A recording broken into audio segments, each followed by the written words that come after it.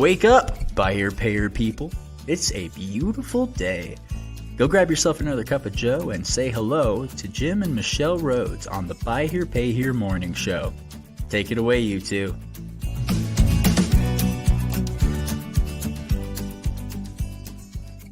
Hey, good morning. Welcome to another week in the Buy Here Pay Here world. Yes, I hope you all And had a Lisa, good pay here. weekend. A great weekend for us. Yeah, It was productive. just lots. We just really enjoy. We're not the kind of people that are going out all the time, and True. so we've got a really a really deep relationship with Grubhub and Yeah. and those because it's like it's like, oh, you know what I could really go for is I could go for X. Mhm. Like, we wanted Italian food on Saturday. And so, we got on Grubhub and found one that we'd heard really good things about and had it delivered. And it was just like the best ever. Mhm. And us, because we are kind of homebodies, we're like, this is the best Mhm. that we get to have. We live in a world today where, all that kind of stuff is so easy for us to get access to. And Mhm. it's just like, we don't have to go out if we just don't be want s- to go out. Be sensitive that we have some rural listeners who don't. They're I'm not afforded sorry. that option. I'm so sorry. You don't have that. Yeah. Well, So- and your mom is like, we've Guyman, Oklahoma. It's like, hey, what do you have on Grubhub? And she's like, What's what? Grubhub? Yeah. We Small happen town. to live somewhere Small where we town can living. do that. Yeah, Yeah. it's pretty awesome though. So I Yeah. hope you all had a good weekend. Happy President's Day. Oh, that's right. Yep. Today's the day. Mhm. Yep. That is it's a day that we just honor everyone who has given of their time and their life to be able to serve that position. So we Mhm. just thank you to Mhm. all that have done that. And I'm kind of thinking most of the dealers out there are probably open today. Yeah, I Yeah. would say so. Yeah. Yeah. So that means they're busy doing tax refunds Yeah. Hope y'all had a and good financing weekend. cars, and so Mhm. it's starting to really take off. One of our clients, wow, had the Right. sales record, wow, it just took off. I mean, And he's like, I don't know what to do. And they Jim sent goes, a text on the 17th, 16th, 17th, whatever, and said, I gave me the total count for volume. Like, that's more volume than you ever done, and it's halfway through the month. Like, yeah. So they're excited. I'm mindful when I see that. I always talk about it's easy to get intoxicated by the sales volume and the gross profit and the opportunity that comes with that. And so and we also know that February, this is a word of caution for everybody out there. We know February, that March, historically, right? tax refund season historically has been the worst book of business that dealers originate, have the highest charge-off rates. And so I just say, just be cautious. Don't throw underwriting out the window just because there's a fat down payment, just because, Yeah. when we say that down payments aren't the predictor, we have to be watchful. But what we do know is historically. Yeah. We were talking to a colleague of ours a couple of years back in the capital world. And we were just looking at some sitting in their office and looking at some of the trends. And so we were just having this conversation about how tax time purchases do historically. Mhm. And it was just amazing to me with, capital providers have a lot of data points. And so it was interesting. And they were like, and there's a lot that comes Mhm. because of that. And your charge off rate and all of that. And it's great. But I remember them just and like tongue in cheek. It's like, just because they have $3,000 doesn't mean they're a good deal. And most of the time what they're seeing is if they have $3,000, it's not going to be a good deal. Unless you can see that they've got just like a really great history. Mhm. But yeah, don't get intoxicated by the downs. But mostly just don't throw out underwriting. Continue to underwrite the deal and look ahead to, it's like people talked about a lot of successful dealers over the years tell me that they look past the down payment. Well, what does that mean? I think if they do that, they need to look past small down payments and they need to look past large down payments and look at, does the customer qualify well? Yeah, right? that was actually another conversation we were having with some dealers the other day about small down payments and how many deals are being missed or skipped because their team is like, that's too small. And Yeah. it's like, well, Yeah. how are and they happen to be Neo users. And so it's like, well, how are they scoring? Yeah. Well, they're scoring a B, Yeah. but they just don't have as big of a down payment. It's like, missed opportunity. Yeah. Yeah. So, Yep. but having said that, the dollars Mhm. have to still work for True. the dealer. I mean, That's financially, true. there's That's a true. business model there. So what's the topic for today? Oh, I don't know. I thought you brought one. Awkward. No, we're talking about debt reduction. And really, it's just a continuation of all of our conversations around cash flow and portfolio performance, which you folks, you might as well get used to it. I'm going to keep talking about it. We're going to keep talking about portfolio performance. Important, and it's like the most important thing. And we can do. every time we bring on a new client, it's like that seems to be one of the first kind of big things. Typically, not all the time, but typically it's just kind of like, let's look at how your cash flow and all of that is looking. Yeah. And so I pulled together some numbers. And so part of what brought this about is this whole thing about, like, we've had several client meetings in the last few weeks that are around all the lending and funding and cash flow questions, like LTV questions, and looking at portfolio performance, analyzing a portfolio, looking at introducing private debt, and how that could look in a person's business. And so it's just all these things that all the subjects kind of intersect here. All the stuff I've been talking about with people. And so this weekend, I actually made time to sit down and put together a side-by-side analysis. He was really excited to show me when he was done. It was, don't make fun of me. I'm not making fun of you. It was really cute. I'm a numbers nerd. So. Yes. But you know what I find really interesting in this is like the dealers that we work with and that we're seeing data from other things is I remember when I first got introduced to Buy Here, Pay Here and kind of stepped in the business that one of the things that was said by dealers, you can't get private money, you can't get banks, you can't get you're going to have to go, you're going to have to do, you're going to have to. And it's like, that's not exactly true. The great options out there that are capital providers in the space, but we see dealers every day being able to get money from sources that are not your conventional in the industry space. Sure. In fact, one of the dealers that we will show the data, I'm not giving the dealers names. We just have kind of generic labels on everybody today. But these are what I brought is side-by-side comparison for 5 actual dealers. Yeah. Well, and 2 of them actually have private money. Yeah, 2 of them have private money and not. And that doesn't matter much for what we're talking about today. It's like, but the point is, it's like all these different ways to fund your business and what's the money cost. And obviously, if the money's more expensive, is there a way to replace it with something more affordable? Yeah. And so this is all the stuff. These are all the conversations we're having all the time with all these dealers. And so it's an interesting time. Obviously, money is costing more. And so that naturally puts people in a place of, wow, I got to find, it's taken away a lot of my margin here. And so I got to find, new and creative ways. We heard one of our dealer colleagues or dealer friends that we know made a comment in a past podcast is like, private money is probably going to be the future of the success of a lot of dealers. And I don't disagree. Like it's cheaper money wherever that comes from. And it's probably private the point now. I wanted to make is that typically when we're seeing people with private money, it's cheaper. Yeah. But it takes a little bit more building relationships and all that kind of stuff, but it's usually cheaper. Yeah. So I think, we can dig into the numbers here. And I think let me just kind of caution everybody, like, so what you're looking at is 5 actual dealers. Okay. So I've taken, and one of them I only have 3 months worth of results with. So, grain of salt, I suppose, but that's more than we have with some, right? So it's like, we've got 3 months worth of data history on an established dealership. And the rest of them they're more than 12 months on the rest. Some of them 24 months, whatever. But if you want to show the screen, I'll show this first tab, and I'm just going to show you inside. Before I show you the summary, I want to show our viewers, and this is another one of those episodes where you're probably going to want to see the screen. I'll do the best I can to talk through it verbally, but what we're seeing on the screen is a simple roll forward. And when I say simple, I chose to make them all the same. Like I just said, if this dealer were starting this roll forward period with $1 million in receivables, what would that look like?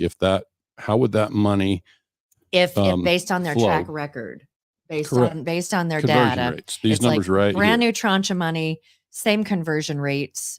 what would it look like? Yeah. So that's kind of what was the purpose of the analysis. And because it really related to two dealers that I'm working with, both of which are represented in this data pool.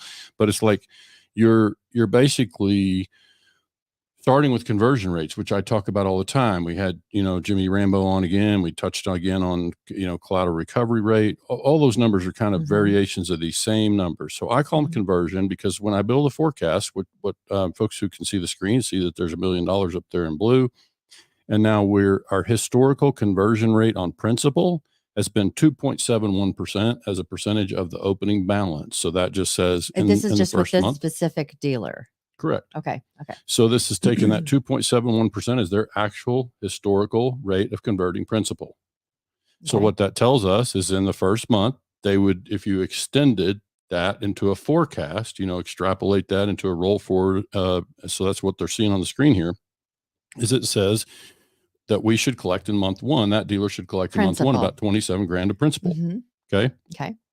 The principal charge off is 1.5%. So that means it should charge off about 15 grand of principal in the first month. So again, all we're doing, and obviously we're taking that same rate and extending it. In this case, I did 36 months because one of the dealers that we're working with does a pretty long contract term.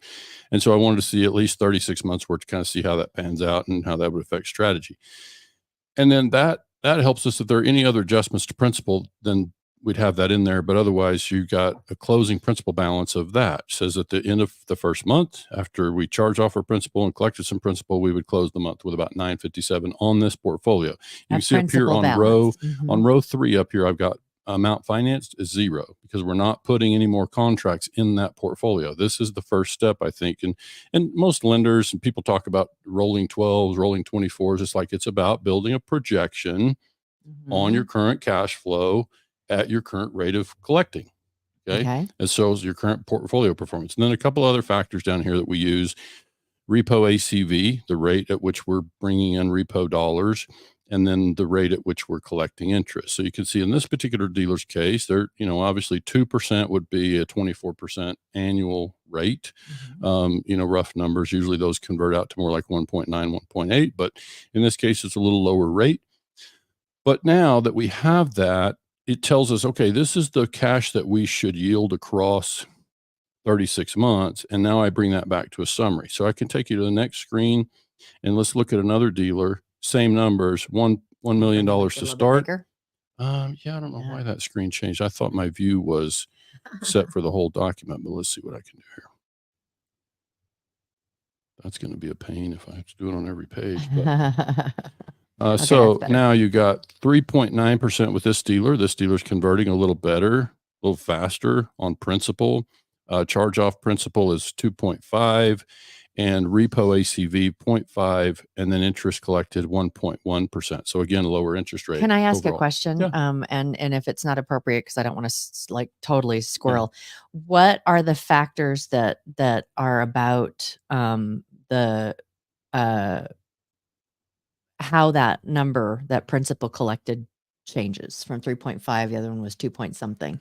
Just the rate at which the dealer collects. They're historically. Okay, so it has nothing to do with any of the like the underwriting numbers of like, this is your interest rate. Okay, gotcha. Nothing. This is just their historical collection. It's just taking their history of converting their portfolio to cash and it extends it across 36 months and say, if we continue to collect at the rate that we are, regardless how you underwrote the paper, regardless of the price of the cars, if we continue to collect our current portfolio, and obviously if you have different kinds of portfolios, you might want to stratify those. Yeah, which is kind of like saying, if you continue with your practices that you have right now, correct, this is what it could look like. That's and so that kind of is an interesting thing, because I know as when you get to this graph, it's like the question is going to be, how are they doing this different?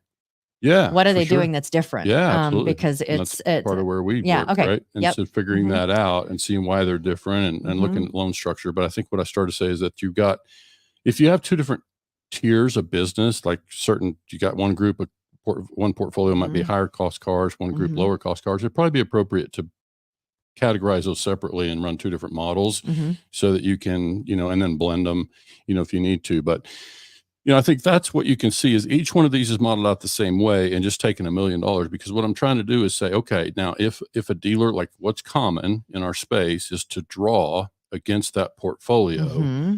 about a half, about 50%.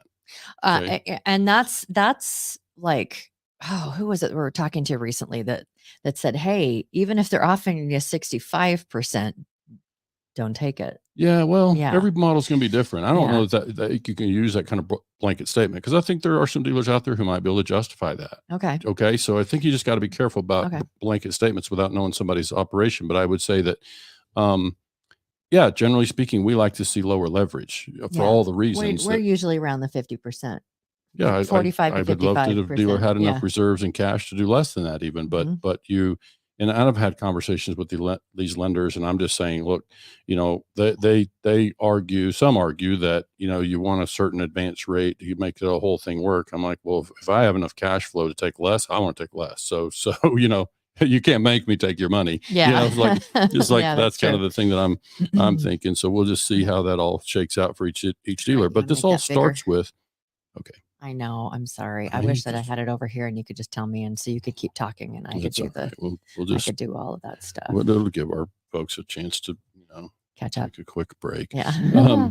No, I think, so now this is where you take those same numbers. So let's So just we've look got at dealer N as in N, Nancy. J, So C, A, B. yeah, they're just generic labels. So Mhm. now, but these conversion rates, see the conversion rate right here at the top. These conversion rates are what you're seeing over there on that other page that I showed you. I pulled the individual dealers' conversion rates over to that other sheet and say, okay, if we all started with $1 million and we all took a 50% advance on our portfolio, how does the cash flow support that debt? And in particular, if we just use certain parameters and we say, well, with every lender, whether it's a private lender or it's institutional type lender, they're going to want to see you stay in a certain ratio to assets. It's kind of your one of those leverage covenant rate, things, your yeah. max advance. They're going to adjust your borrowing base to kind of keep you. In this case, we're trying to stay below a 50% leverage. Okay.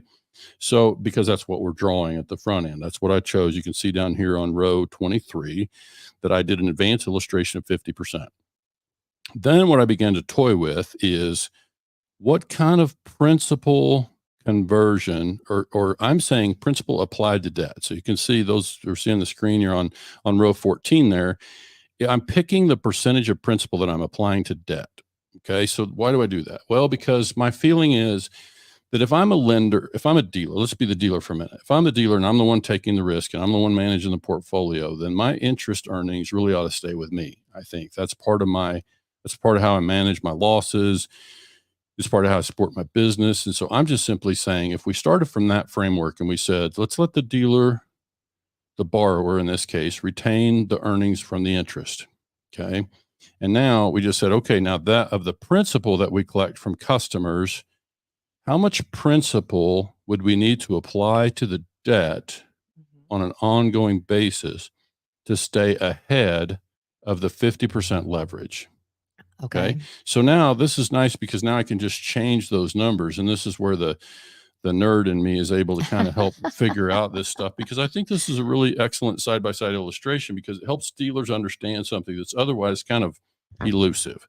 So let's just talk about, if I'm paying the interest to the investor at 12%, and this is kind of a creative thing that I do. It's not anything that it doesn't factor in much to what we're doing here today, but I'm really just looking first at this thing about how we would apply the debt. And so look at this. If we start at the principal repayment as a percentage of the original debt down here, and then debt percentage of portfolio at 12 months. So you can see that if every one of these 5 dealers did the same thing, they all took 90% of the principal they collected from the customer and applied it to the debt. And kept the interest and kept that other 10% of the principal. Mm-hmm. Okay. Then what this tells us, this row down here, number 20, becomes really informative, because what it's saying is this dealer number 1, dealer N, as in Nancy, is at 38.7% debt. if they simply, now again, this assumes that the portfolio is able to be isolated and that you're able to apply debt in this way, because most portfolios and lines of credit, this is where dealers struggle to manage this, because they're drawing back up and they're just drawing back up and drawing back up to the borrowing base, which might 50% in this case. So this dealer would have some money to be able to borrow back in, but we're kind of measuring, okay, how are we able to reduce debt? Just again, using the same formula with everybody. And you can see that in this particular dealer's case, they would be reducing debt. 12 months in, they would have a 38.7%. Now let's stop there for just a minute. You say, okay, Jim, that's great, but I can't afford to put 90% of my principal toward my debt. You know, so this becomes a structural question, right? So we won't be able to break all that down here today, but I would just say that the first order of business is just to look at at my current rate of cash flow, my current rate of converting my portfolio to cash, what could I do to reduce my debt? So now let's just focus for a minute. In fact, let's just hide all these just for a moment. Let's just hide all this and just focus on dealer number one here. Now, if I just look at this one dealer and I say, how little principal could I apply to my debt and still stay ahead of my percentage? I have to stay below that 50%, right? So I could do less. Let's try 85. I'm at 41.2. Let's try 80%. If I only put 80% of my based principal, on how well they are collecting, how well they're converting their notes into payments. I'm saying it's the same. I'm just saying, Okay. is assuming it's the same. We assume, like you said. Well, you're saying that it's this dealer right. is at a 2.7%. I have no basis for changing that. Yeah. It's So based on long history. Based on that. Okay. Assuming their practices stay the Mhm. same as you said earlier, and I Mhm. continue to collect at the rate that I have been, Mhm. then I think what this lets me do, because I could adjust this, like a lot of this, when we're working with dealers, this is voluntary. Like we're setting this up from the beginning to help Mhm. them make a plan to be able to pay off debt. knock down debt. Yeah. And so this is this is typically could be done like on a portfolio basis with good software. You can easily segregate portfolios, and you could develop a strategy around a portfolio that does exactly what we're doing here. So I think in this case, I'm going to take it down even further, 75%. I'm still below my, you see, I'm now my cash flow is better. I'm able to keep more cash in my business. I'm now keeping 25% of my principal in my business and only applying 75% to my debt. So now it's just using all those same conversion rates above. And so let's just toy with 70. Can we still, yep, we're still there. So my point really is that, you could experiment with that number and see what could work and still keep you in favor with your lender. Obviously you need to make sure and stay in covenants and stay within that ratio. If this is, that type of lender. And it also depends on what your goal is. I mean, is your goal to get out of debt? Right. Is your goal just to maintain a healthy debt? Right. Because that's two different questions. Yeah. But now let's go back to where we started, which was applying 90% principal to debt. And you can see that dealer one is at 38.7.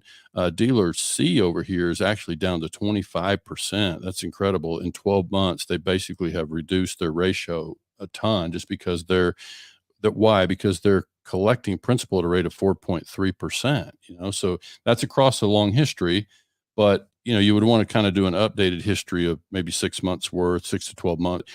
But clearly this dealer could do a lot less principal and still stay ahead of their 50% because of their collection rate. But the concern becomes this one out here on the far right, dealer B, is actually, even if we apply 90% of the principal, they fall out of favor with their lender because that rate of principal does not get them below their 50%. They would probably have to go, this applies it to all the dealers on the list.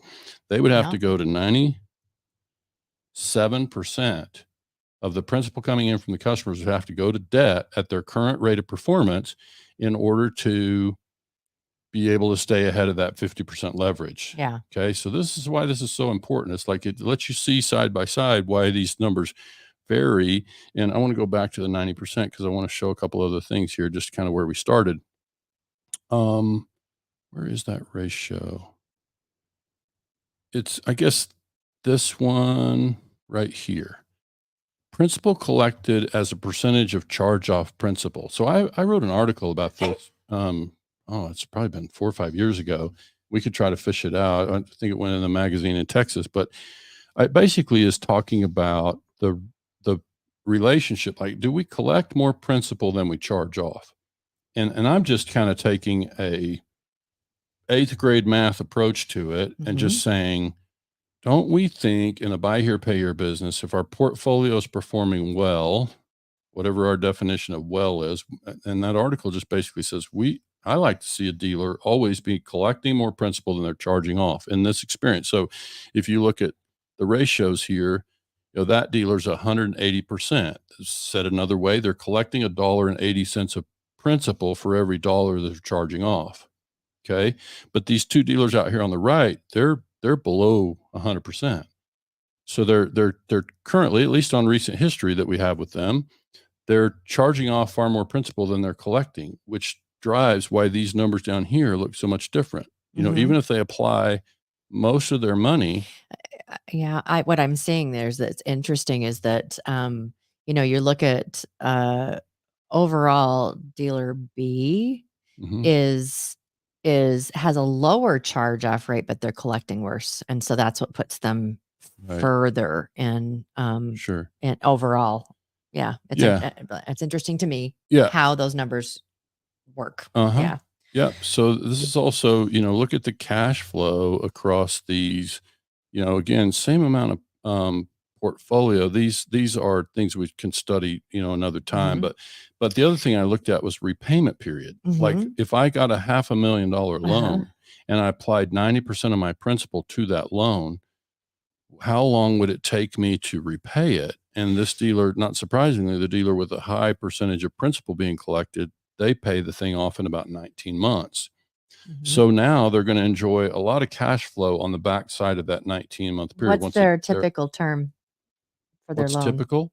What is their I can't typical say. term? Like it's not usually a term. Isn't it? Well, I mean that not term. They're usually they show in their DMS that it's going to take 36 months. Oh, you mean the customer's loan? Yes, the customer's loan. It's averaging probably around 36, 38 months, I think, with most of the dealers we work with. So they've got 20 months of this is just, we don't know anybody anything. Right. And I think this dealer takes 33 months at this current rate. And that's long. Like, you probably would have a curtailment process in there so that if it falls below the 50%, you curtail or adjust to that ratio, but or that borrowing limit, whatever. But I think what it shows is that if it is really first and foremost, does the portfolio support that? That's what we have to calculate first. And that's why I say, if you got, regardless what your strategy for debt reductions would be. And by the way, I got to say our conversation on around growth strategies last Thursday, for those of you who missed Thursday's live stream. Oh yeah. You're going to want to find that. We should have that It's available. Actually will be available today. Okay. So you've got on the Institute, BHPH Institute. Yeah. So look for, the February dealer roundup. And so we had a great conversation around debt with two really successful, well-established dealers, significant portfolios. And, they won't mind me saying they were, part of the broadcast, like Nick Markosian out of Utah, and then Dan Grosvenor out of Missouri. They had very different outlooks on debt. They have had different approaches where that's concerned. Neither one's wrong. It's just what's right for them. And now but it was interesting to really break that down. And now if you add that to this conversation, that was part of, I think, the stimulation here is just helping dealers that we're talking to figure out how do I manage my debt? How could I become attractive to private investment, et cetera? Well, I think the first order of business is this, and just study your conversion rates. And, look, folks, I get it. You dealers out there, you're busy. You have a hard time sitting down to do this. I'm simply saying, these numbers are way more important than the price of your cars. It's way more important. It's about the most important number you can produce. And that's why on an episode last week, we offered to share our portfolio analysis tool just free of charge. You let us know, send us an email and we'll get you the conversion tool, because these numbers are going to be, especially in times like now where cost of money is up, it's just going to be super important that your historical conversion rates, collateral recovery rate, whatever you want to call that. You need to kind of know what's the projection on my portfolio based on my history. And then based on that, it's like, where do you need to adjust? Yeah. Yeah. It's like, So are you going to show your really cool chart. Oh, I can do that. Yeah. So yeah, this is, let's see which one's which. This is the outstanding debt on a in dollars. So I didn't put dollar amounts on it, but you can see this dealer, this is the one that we showed was debt free in 19 months, paid off the debt in full. This dealer at about that same mark still owes, got to get where I can see the numbers. Still owes 57, looks like. And the next one would be, could barely read those numbers, have to hover over it, but 101. So big differences already. This dealer up here at the top after 19 months, while the other one's debt free, this one is sitting at 203. Still owes 200,000 of the original $500,000. And again, we're still using the 90% principal applied to debt. So you can see the rate at which those portfolios are converting cash is very different. That's why I wanted to illustrate like it's the same. It's the same $1 million based on their historical ability to collect. Right. And the same, like we're just going to apply 90%. This is that to me, it just shows how you collect is like, that's massive. I mean, it's the money that goes in your bank account. It's how like, you I collect. don't know how to be more, you could be more important than that. Like it's not how many we sell. It's just how many dollars we can get in the bank account. So it's really, you're right. I mean, it's just another example of why collections are so important, and in this case, it just shows that those rates vary a lot. So this one's particularly distressing to me. I mean, if I'm dealer B over here, because what I'm seeing is, if we look at, see, they all start at 50%. So 50% of the debt of the total outstanding portfolio. Okay. So this is now measuring debt as a percentage of receivables, which is what the lenders are going to look at to make sure that we stay in ratio, right? This is part of the covenant thing. We got to make sure we stay inside our borrowing base and stay, in this case, a 50% limit. So these other four dealers, their collection rate is such to, reduce and stay, below that 50% mark all the way across. This dealer's getting to 0% in 19 months and so on. But the concern here is that even this dealer B, by applying 90% of their principal to the debt, all is the same interest rate with everybody here. It just, they can't stay ahead of the receivables. Their current, and all that's different here is their collection rate, the performance of the portfolio itself.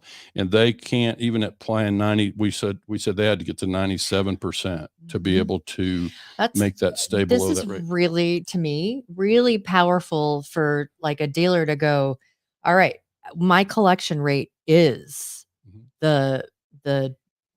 it really is just such a key thing to all of this. And so if you're not collecting at certain percentages, then that's a need to have conversation.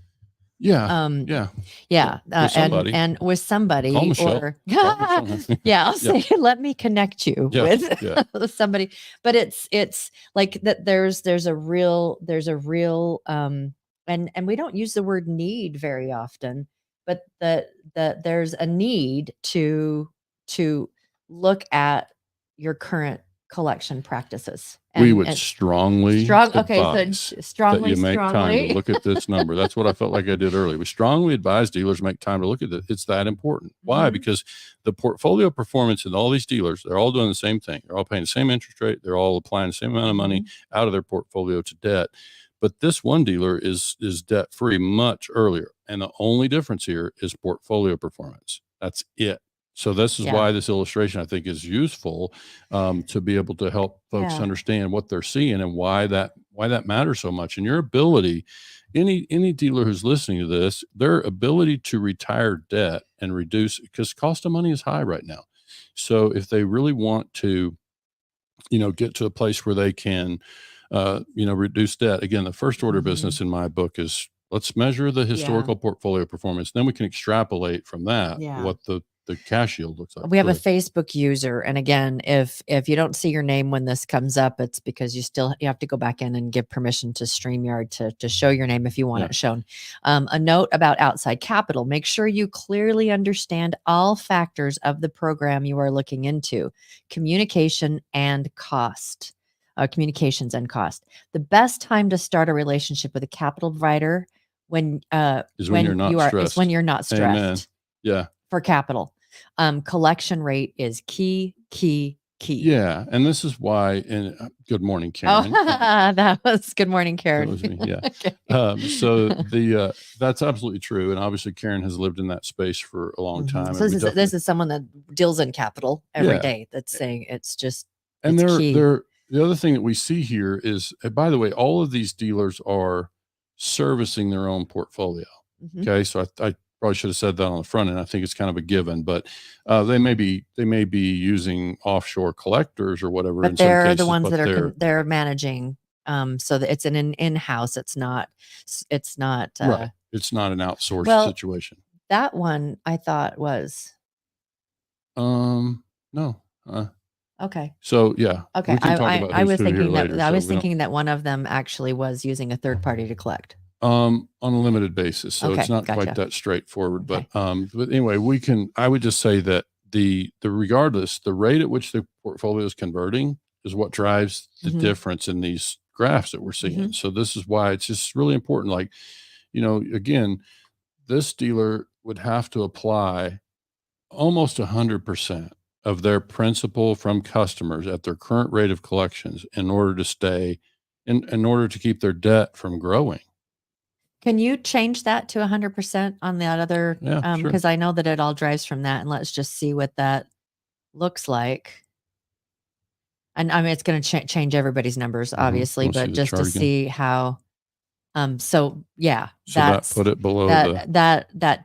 it changed. It's this one. Yeah. It's this one we're Yeah. talking about. So yeah, now you can see that dealer does stay below the 50% and does.